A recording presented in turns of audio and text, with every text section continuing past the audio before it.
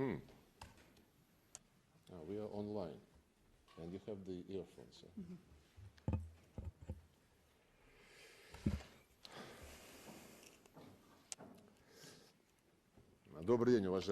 Good afternoon, ladies and gentlemen.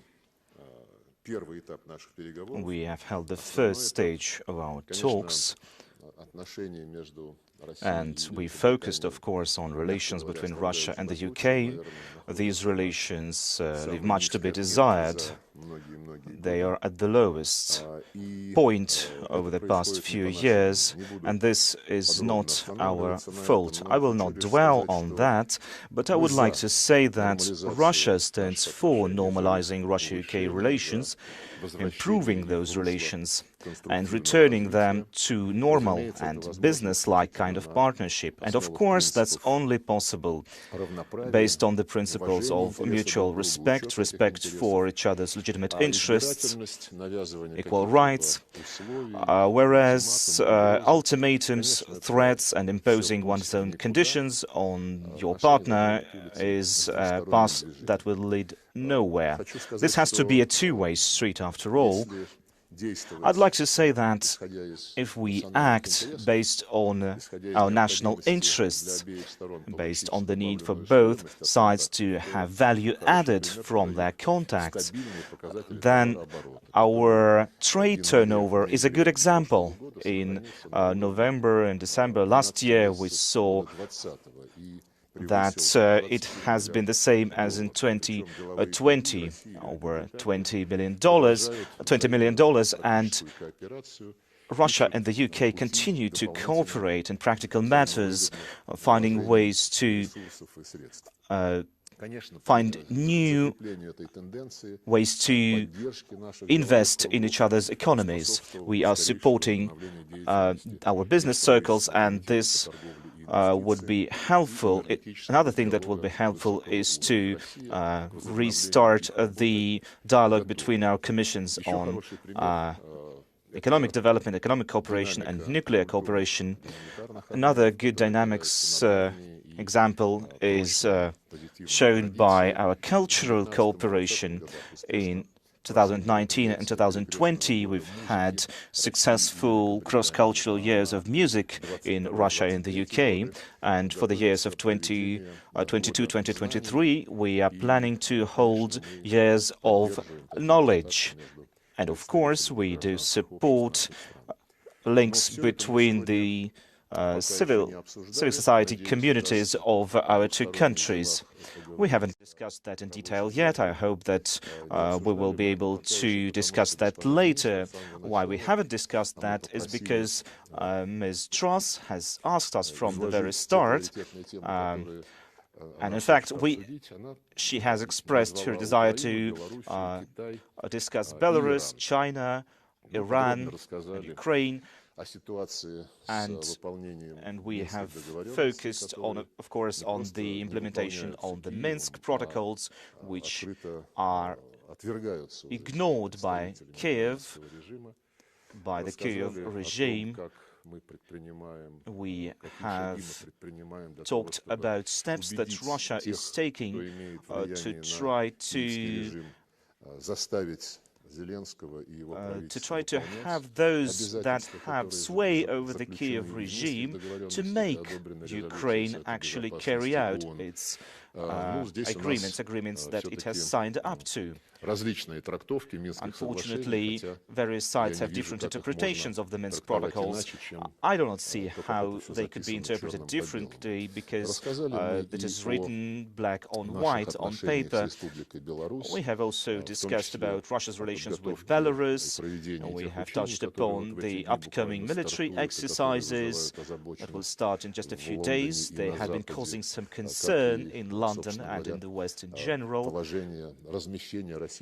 as well as the matter of Russian troops moved across Russian territory, which has, for some reason, has stirred a lot of hysteria in the West, including our British colleagues, UK colleagues. We have also covered our relations with China and the latest talks that President Putin had with Chairman Xi. We have talked about the way Russia builds its ties with China bilaterally and across various international organizations. And all of our relations have been based on mutual respect, on a balance of interests, on equal rights, without an approach that's based on a logic of someone leading and someone following, a logic that we have seen a lot within NATO. And speaking of that, we have an opinion that there are chances within the upcoming weeks to restart the joint comprehensive plan of actions. That's as for Iran, and in the context of the Ukrainian matter, Ms. Truss has touched upon the issue of the initiative of the Russian Federation, proposed mid-December last year, that have to do with ensuring guarantees of security in Europe. Russia has talked in detail about our approach to working with the United States above all, and we have expressed our interest in having a specific reaction from the West, not just some words, but a specific reaction to our call to interpret the response that we've received at the highest level of the OSCE, and our calls to not improve one's security at the expense of any other party's security. This is a problem that has been touched by President Putin during his talks with French President Emmanuel Macron. Mr. Putin believes that expanding NATO would go against everything that we and our partners stand for, and he called for ways to look for other options to improve the security of both European countries, the Ukraine, and of course the Russian Federation. I cannot say that we have specific points of contact right now, but I have to say that today's talks helped our British counterparts to understand how important all of these matters are to Russia. And I hope that during the working lunch that we'll be able to discuss many other matters, including Russia's cooperation, Russia's role within the UN, Russia's permanent membership role within the UN, since Russia has this special responsibility for upholding security and stability in the world. And I hope that in the future, when we talk about international matters, we will make a specific focus on these issues, not on trying to find artificially hyped up problems that only thwart dialogue and prevent us from addressing various problems for the sake of peace and stability on the planet. Thank you. Good morning. Minister Lavrov and I have discussed some very serious issues today that have a bearing on the future peace and stability of Europe. As I have said, there is still time for Russia to end its aggression towards Ukraine and pursue the path of diplomacy. But NATO is very clear. If that path is not chosen, there will be severe consequences for Russia, Ukraine, and the whole of Europe. Russia is a country with a rich and deep history. It has extraordinary prowess in fields like science and mathematics. There could be huge opportunities ahead for the people of Russia. However, the aggression by the Russian government and attempts to relitigate the past are seriously undermining Russia's international standing. In particular, the claim that the indivisibility of security means that countries on Russia's borders can't defend themselves or join defensive alliances like NATO simply isn't true. Russia's actions in attempting to destabilize Ukrainian democracy and the ability of Ukrainians to determine their own future, including through hybrid warfare and amassing over 100,000 troops on the border in a threatening manner. These acts have actually had the effect of strengthening NATO's resolve and turning the Ukrainian people further away from Russia. There are also serious implications for energy supplies at a time of rising gas prices. We believe fundamentally in the self-determination of the Ukrainian people. If there were to be a Russia incursion into Ukraine, the Ukrainians will fight. This would be a prolonged and drawn-out conflict. The UK and our allies would put in place severe sanctions targeting individuals and institutions. And the United States have been clear that Nord Stream 2 would not go ahead. But today I'm here to talk about the alternative path that Russia can take. As a fellow permanent member of the Security Council, Russia can stick by its commitments to Ukraine's sovereignty and territorial integrity as agreed in the 1994 Budapest Memorandum, when Ukraine gave up its nuclear weapons. Russia can work through the NATO-Russia Council to improve trust and transparency on issues like force posture, and NATO have put forward positive proposals which we want to discuss with Russia. And also, we can work together with other P5 nations to stop Iran obtaining a nuclear weapon, which Minister Lavrov and I also discussed. Russia has a choice which can result in a better future for Europe, Russia, and the Russian people. Thank you. Уважаемые коллеги, переходим к вопросу. Передаю слово британским средствам массовой информации. I'll now give the floor to the British media. Steve Rosenberg of the BBC first, please. Thank you very much. Foreign Secretary, first a question for you. A few days ago, you posted on social media this. You said about Ukraine, Russia's actions show their claims to have no plans to invade are false. After today's talks, do you still believe that Russia has plans for a further invasion of Ukraine? And a question for Foreign Minister Lavrov. We're increasingly hearing the phrase coercive diplomacy to describe Russia's actions now, this combination of political demands and muscle flexing. Do you believe that coercive diplomacy is working for you? And is this what we can expect from now on?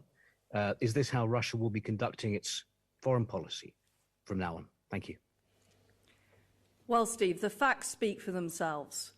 We have seen the amassing of troops and weapons on the Ukrainian border by Russia in a threatening matter. And we've also seen the establishment of cyber warfare and other forms of hybrid warfare to seek to undermine Ukrainian democracy. But why I'm here in Moscow today is that Russia has a very clear choice. They can pursue the path of diplomacy, work with NATO to improve European security, or continue down the path that they have been indicating by amassing troops on the border in a threatening way.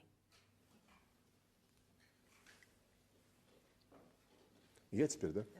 Can I answer my part of the Вы question? знаете, мы сегодня подробно об этом Yes, говорили. we have Я, честно spoken говоря, in detail about that разочарован today. тем, что I'm разговор truly disappointed немого-глухим у нас that получается. this is like the deaf Вроде talking бы слушаем, но не слышим. to the blind, По крайней etc. мере, Or наши basically подробнейшие nobody's hearing each other. в общем-то, упали на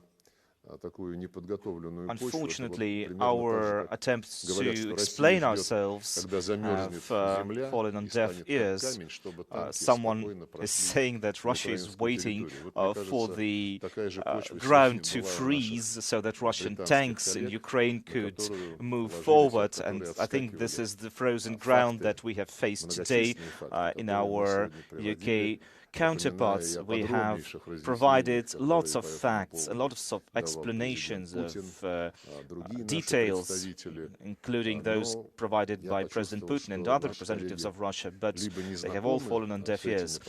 Either our counterparts are not aware of any of these facts, or they are deliberately ignoring them. You have just quoted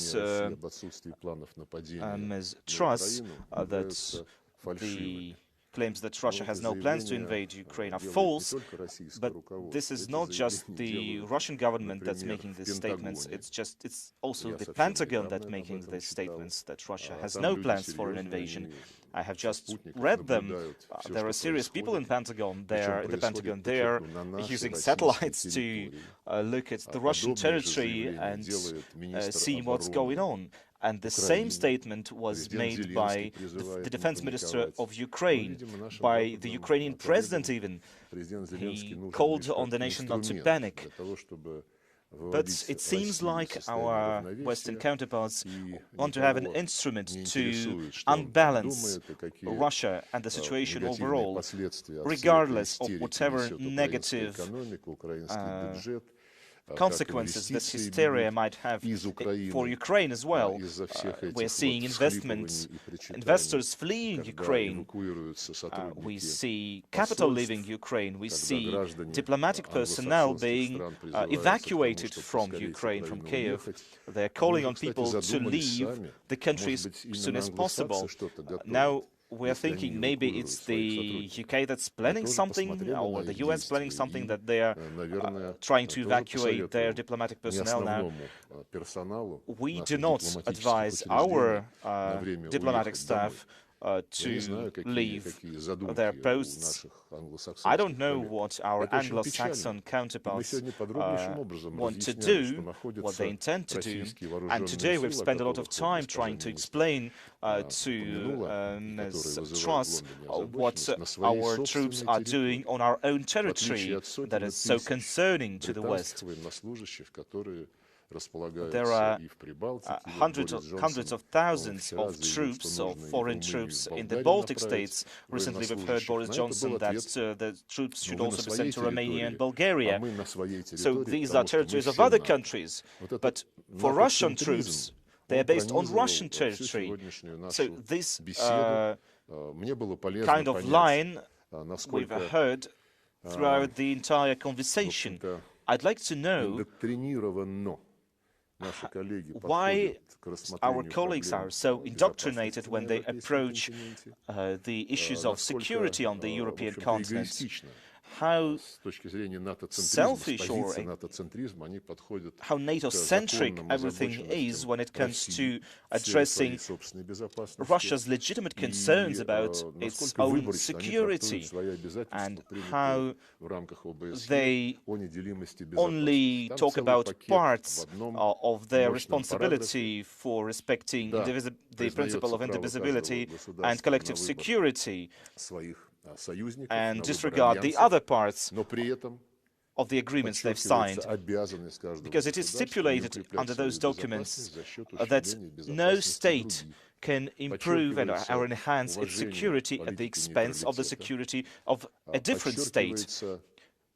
Neutrality is paramount, and there can be no situation within the OSCE when one country dominates, or a group of countries dominates, or an organization dominates, and there also a stipulation against any kinds of spheres of influence within the OSCE sphere.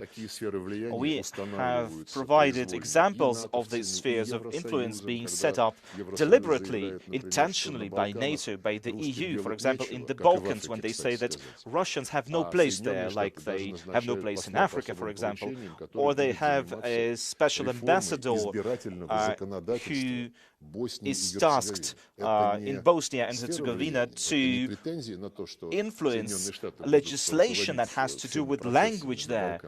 Isn't that specific ways to influence law there when it comes to the Russian language? And of course, we've addressed the questions asked by Ms. Truss when it comes to Belarus, when it comes to Russian plans for its partnership with Belarus. It all looks like a one-sided approach that is rooted in a view by the West that it has the ultimate right to demand all kinds of guarantees from Russia, whereas Russia is not giving any guarantees in return. This one-sided dialogue, this one-sided discussion is repeated and will probably be repeated in the responses that we are waiting for from the West when it comes to our concerns on the principles of indivisibility and security. And from what I've heard, instead of having specific responses from each of the OSCE member states, the European Union wants to make a unified document where there will be no nuance, no details by every specific member of the EU or of the OSCE. Once that happens, we will try to find ways out of that and diplomatic impasse. As for what you've said, that Russia is trying to combine a coercive diplomacy with some kind of physical threats and diplomacy, if I understood you correctly, Russia has no desire to coerce anyone into anything. It is the West that are saying that the demand to carry out the decisions of the OSCE summits stands for coercing someone. That's not coercion. Our Western partners have all started using the term de-escalation, one after the other. Whatever Russia is doing, we are just demanding that it de-escalate its actions, and that Russia chooses diplomacy. That's what they have been saying for the past few weeks. We have stood for diplomacy for many years, for all these years, and we will continue to do so.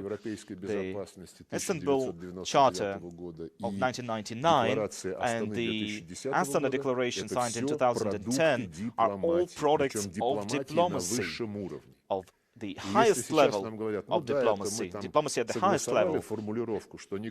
Now they're saying that we have the statement that no one can improve its security at the expense of someone else, but that Russia, they're saying that Russia is doing that way just so that any country can have alliances. Well, we have been sort of cheated. Russia has been cheated and wronged for many years and many times when it comes to various agreements and obligations by other states. We have welcomed many agreements within the OSCE when it comes to the indivisibility of security. For example, there is a package that has been agreed upon, and only the issue of alliances is taken out of it, is focused on, while the security issue is being ignored, deliberately ignored, as the same as the West approach when it comes to the Minsk protocols. And when it comes to Kyiv's inability or unwillingness to honor their agreements, the amnesty issue, the special status of the Donbass, the reforms, the cooperation with Donetsk and Lugansk, the holding of elections under the aegis of the OSCE in Donetsk and Lugansk. None of that has been honored. Out of all of this package, they're only taking the last part. And when I talked about that with Ms. Truss today, she said, well, we need to look at the consistency of steps made by Kyiv, because Kyiv is taking a specific stipulation of the Minsk protocols, which is restoring control of the borders, but it is undergirdled by all of the other stipulations that I've just outlined. It's impossible to carry it out without all of the other parts of the Minsk protocols. And the same goes for the OSCE agreements. You cannot just focus on one thing, on one part of the document, and disregard everything else, all of the other words in this document. We're not trying to coerce or threaten anyone. Look at our public statements. There haven't been a single threat. It is Russia that's being threatened, including by Ms. Truss speaking in the House of Commons recently, and she said this today again. During our talks, we've heard the same rhetoric we've heard online, we've heard from the various MPs in the UK Parliament saying about Russian aggression. What aggression? When did it start? What are you talking about? They're talking about ramifications, about Russia will have hell to pay, etc. Have you ever heard Russians say that? Or Russian officials make such kinds of threats? No. Let me emphasize that again. The spirit of compromise, the spirit and the search for respect for mutual interests, for legitimate interests of each country, that was at the foundation of the OSCE documents.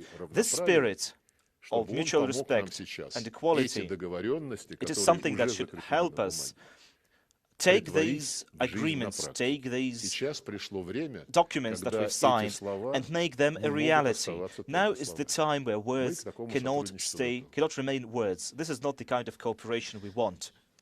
Пожалуйста, РИА Новости. Now, RIA Novosti. Да, здравствуйте. Good У меня afternoon. вопрос I have главе a question Британии. to Ms. Truss. Два вопроса. I have two Первый, questions to her. недавно Actually, one of our colleagues hasn't turned off his mic.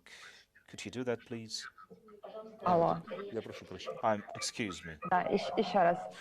Again, Недавно в публичном доступе recently, появились документы Foreign we've Office, seen программы Foreign под Office условным documents названием «Подрыв published влияния России». online Речь идет о that's talked about финансировании российских undermining СМИ и НПО Russian через influence, британские including Russian летники media, Russian и структуры non-governmental organizations, BBC non-commercial и organizations, Вот можете ли by вы using the BBC подтвердить and Reuters and подлинность other organizations. документов How true этого проекта?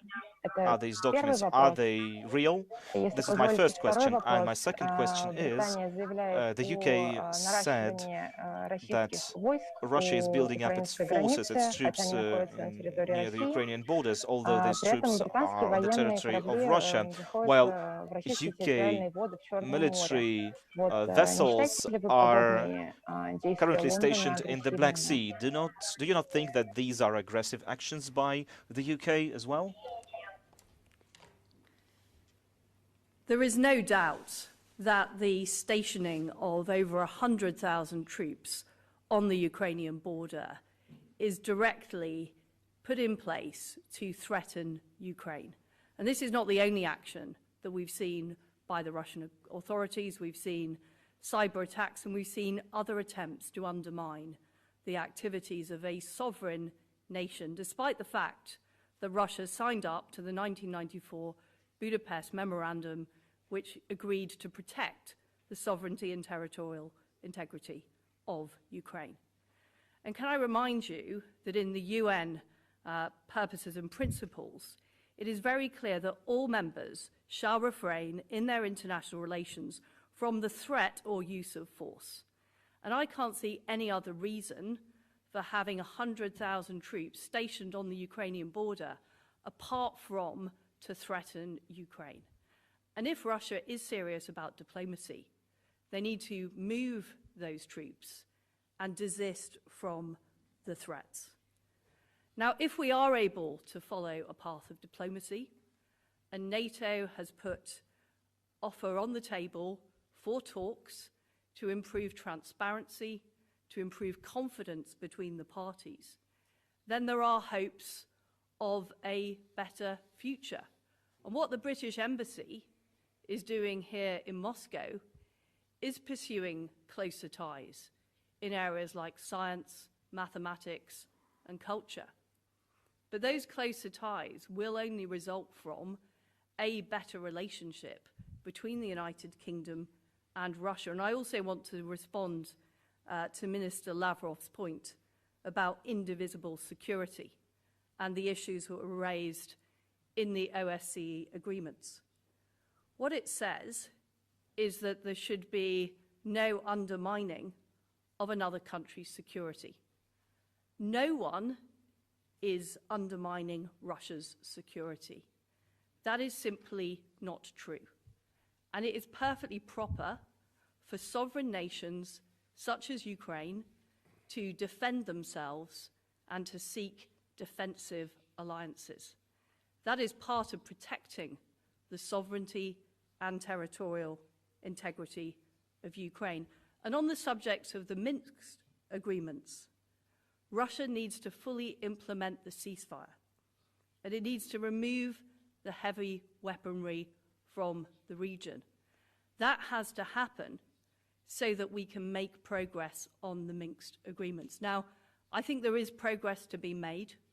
I think there is progress to be made between NATO and Russia on transparency, on discussions around security, and I think there is progress to be made on the Minsk agreements too. But Russia needs to properly engage, and they do need to de-escalate and move the troops away from the border.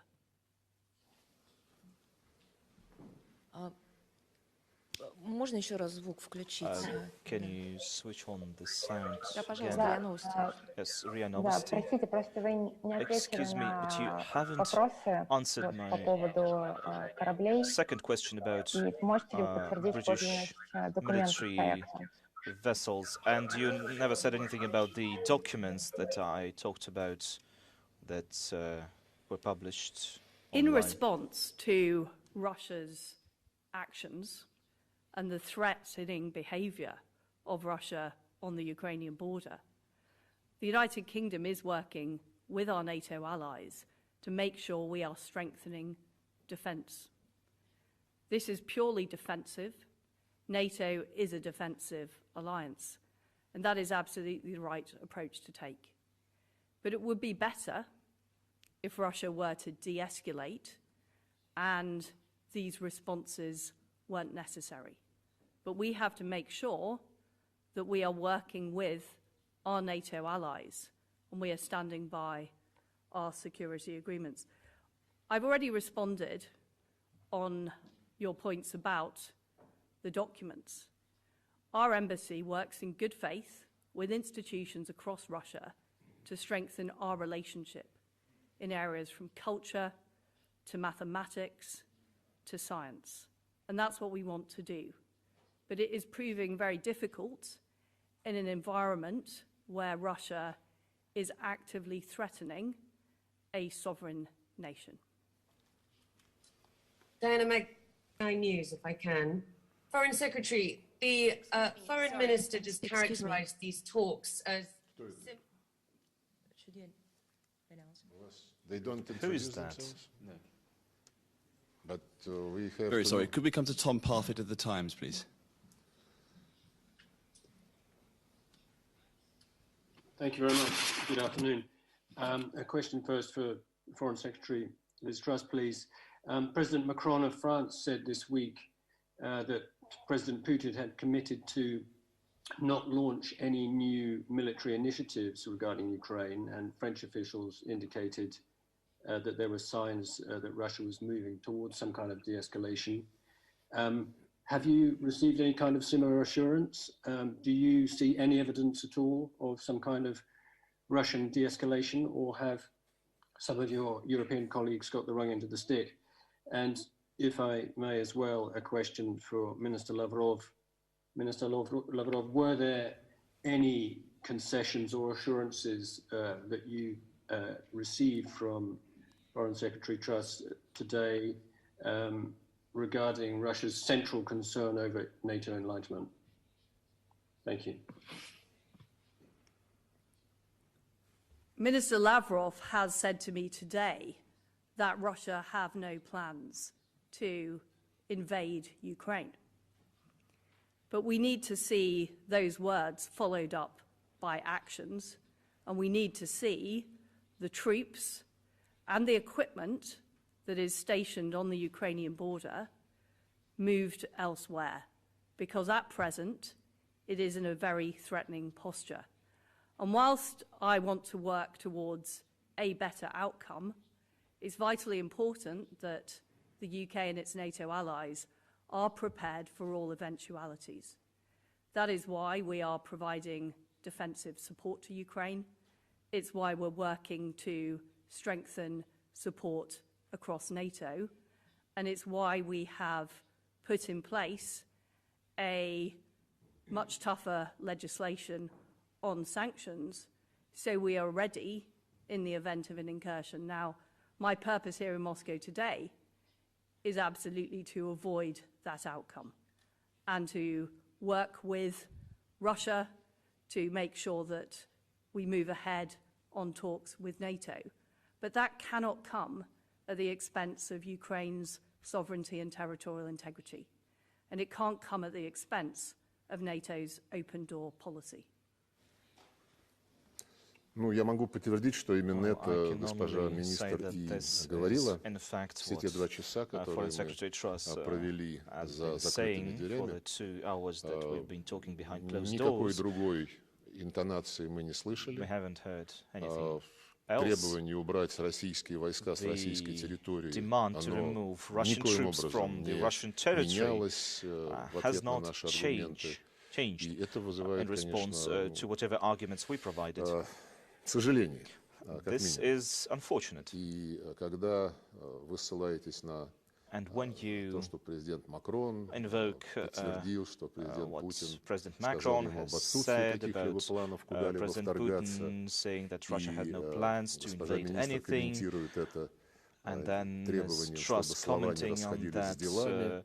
Words should be followed up by actions. That's an interesting kind of conversation. I haven't had a type of diplomatic conversation that you could have basically live, because there is no secrecy here, nothing confidential, except from, we haven't heard anything confidential except from the things that we have been hearing publicly and officially. As for actions and not words, words being followed up by actions, let me draw your attention to the various speeches by President Putin, by various Russian officials and ministers, published everywhere, saying that we have been very actively and persuasively to have promised that NATO would not expand, and then there have been 5 times that NATO expanded, coming close to our borders. There was a need, a legitimate need for a defensive alliance before, when there was a very physical Berlin Wall, there was a very physical confrontation between the two blocks. But now there is no Berlin Wall, there is no confrontation, and NATO defines where the line goes that divides the two sides, whatever. It was Mr. Stoltenberg who said that Russia, or rather that NATO, has a specific responsibility to establish security and stability in the India and Pacific regions. If you even go there, where's the line? Where do you stop? We have been hearing this conversation, these arguments about NATO being a defensive union on multiple occasions, but then what about bombing Yugoslavia? What about Iraq? What about the war in Iraq that that followed a pretext that even Tony Blair later called a mistake. How's that for a defense? And the things that we've heard thrown at Russia from the capitals of Europe and elsewhere, saying that, well, Russia is trying to intervene or interfere everywhere, that there has been kind of a cyber warfare, cyber campaign being waged by Russia. They are saying this even in serious media outlets. They're talking about an operation that's Russia planning to assault and capture various Ukrainian cities. This is all going back to the highly likely story that I very like so much. Because everything that they're saying, all the allegations are all followed by the words of it's highly likely. But there are no arguments, no actual, no facts, nothing to show for it. And the same goes for Skripal. There's no evidence, no facts, no evidence when it comes to Alexei Navalny and the campaign against Russia that was followed by the incident with Navalny. We have been talking about that today, and like I've always said, our cooperation, our partnership should be based on facts. Otherwise, it's hollow, and we haven't heard any facts. If you make allegations, you need to corroborate them, you need to present at least some evidence, and we have seen none. Ms. Truss also mentioned the Budapest Memorandum. She has done it twice today in this hall, despite the detailed explanations that we have provided on that matter today. The Budapest Memorandum between Russia and the UK and the US guaranteed, or rather provided guarantees of security to Ukraine as a non-nuclear state.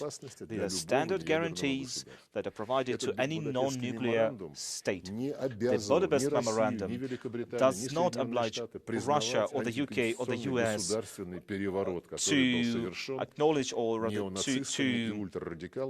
to accept the coup that was carried out by neo-Nazis and various other marginal groups in Ukraine back in 2014.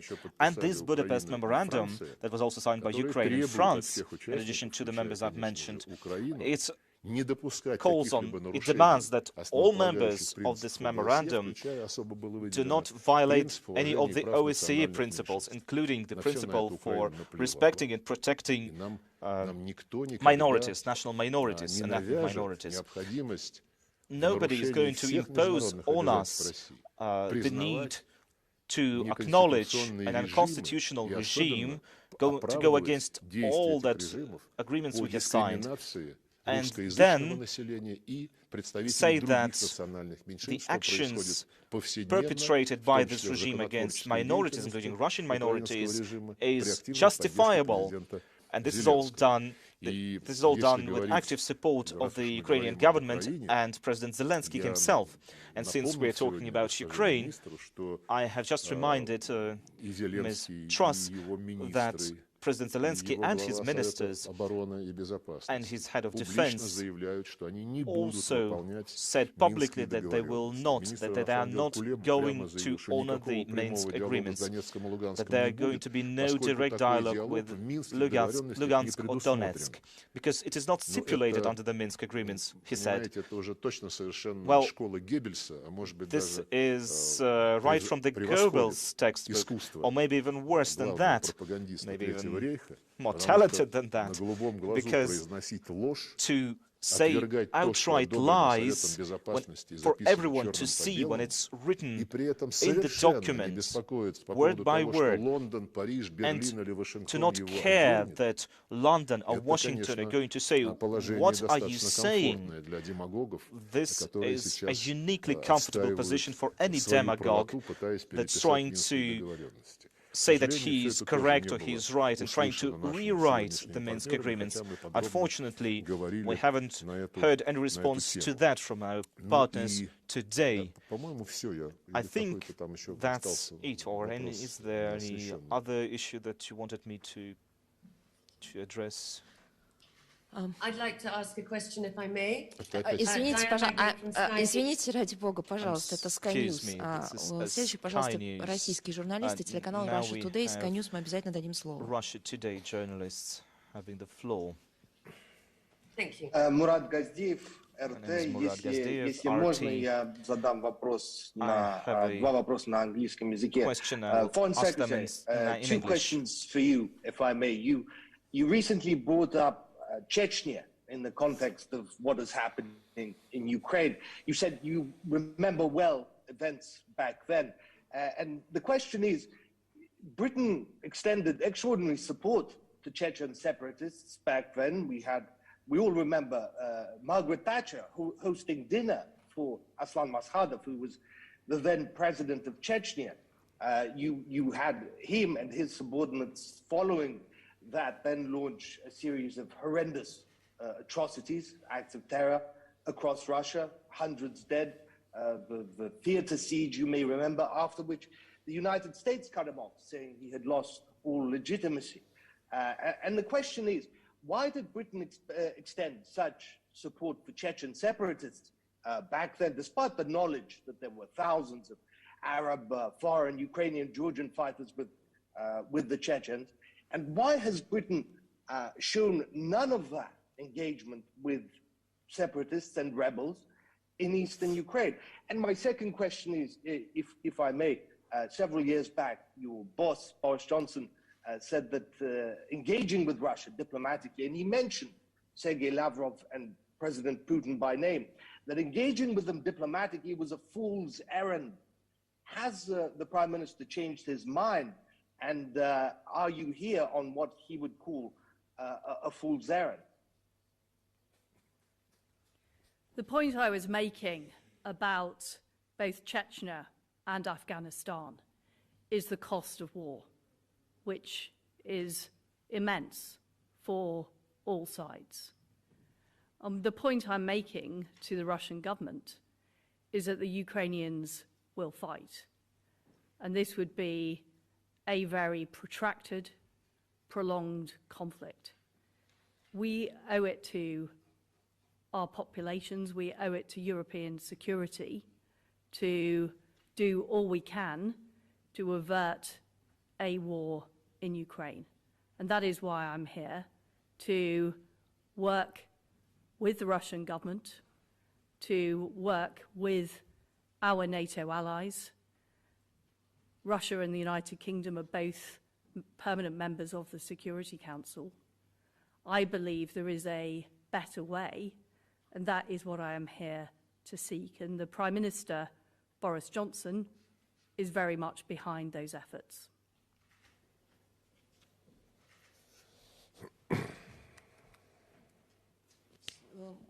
Если у Rush Today больше нет вопросов, тогда мы переходим... Если можно, я бы все-таки хотел спросить. I would like to ask, did Boris Johnson change his opinion, his mind? Diplomatic engagement with Russia? And why hasn't Britain tried to engage the rebels and separatists in eastern Ukraine directly? Why haven't they been invited for talks in London as Chechen separatists were?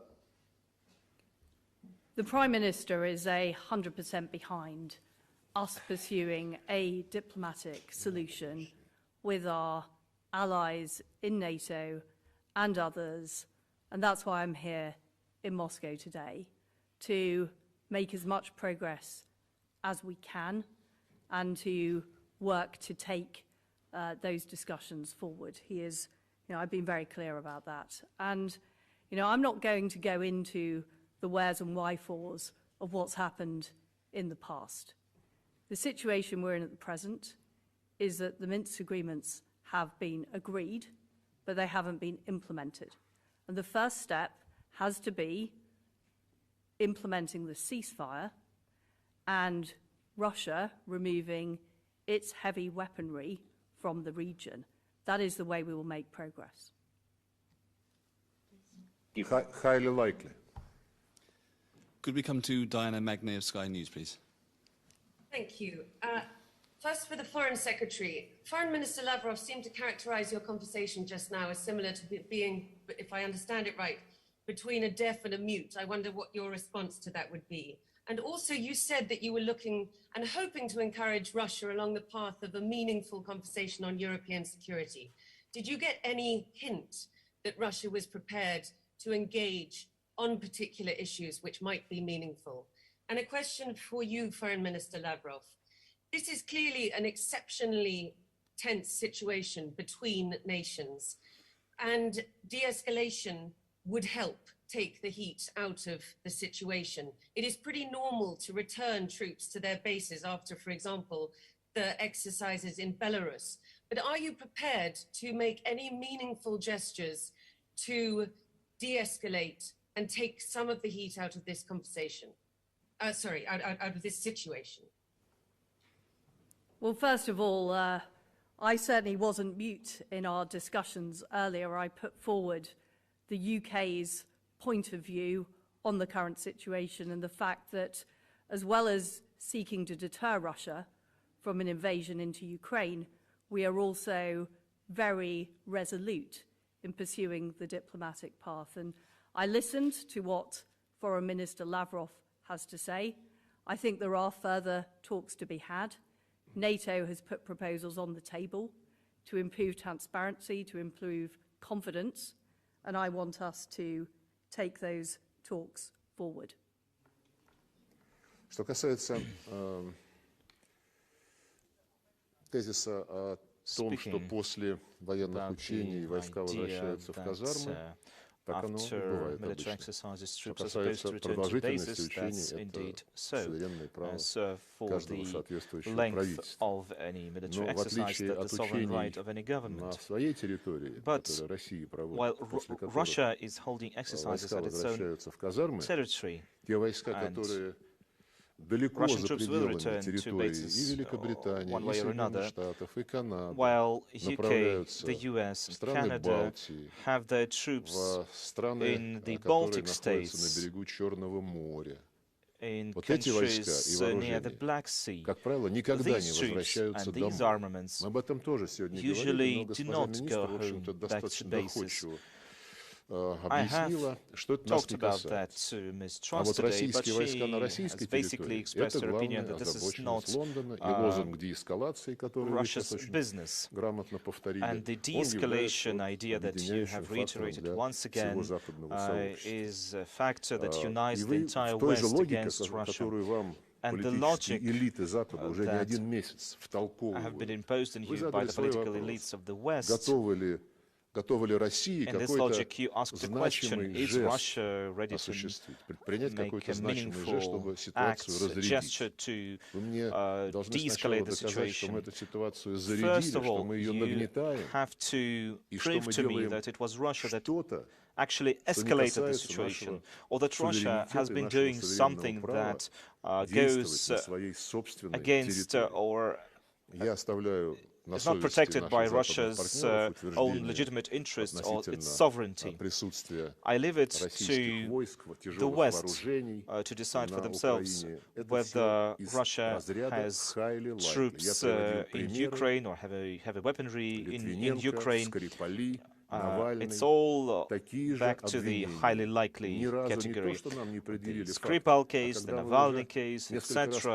No facts, no evidence.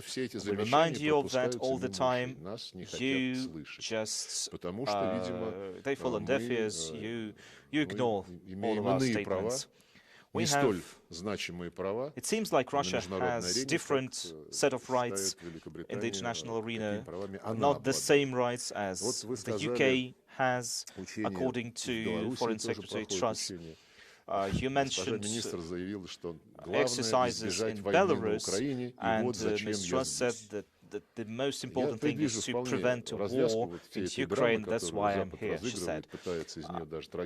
I think that the West is trying to make a tragedy out of all this situation, although from outside it looks like a comedy.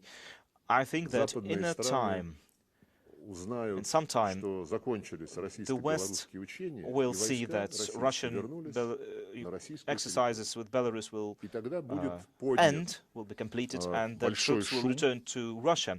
And then there will be a lot of hubbub that, well, actually the West was successful in making Russia de-escalate the situation and forcing Russia's hand. But this will be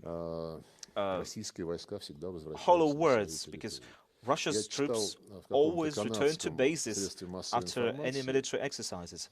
Actually, I've read in one of the Canadian media outlets that the matter of Ukraine, there was this Canadian reporter who said that Ukraine is a crutch that the Western politicians use to retain their standing, so to speak, their ratings. And I think when it comes to the security issues of any country, whether it's NATO, or Ukraine, or EU, or Russia, I sincerely hope that we can all act as adults and not engage in propaganda to try and achieve some electoral outcomes. And now for the final question. Channel 1 Russia. I have a question to Ms. Truss. You recently have spoken while in Australia that Ukraine has been invaded even by the Mongols and the Tatars and many other nations. But was there any other nation that became stronger as a result of the invasion of Mongols and Tatars?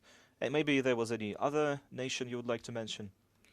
The point I was making is that if there were to be an incursion into Ukraine, then that would not be a rapid resolution. What we would see is a prolonged conflict, which I think would be very damaging for obviously the people of Ukraine, but also the people of Russia and for European security.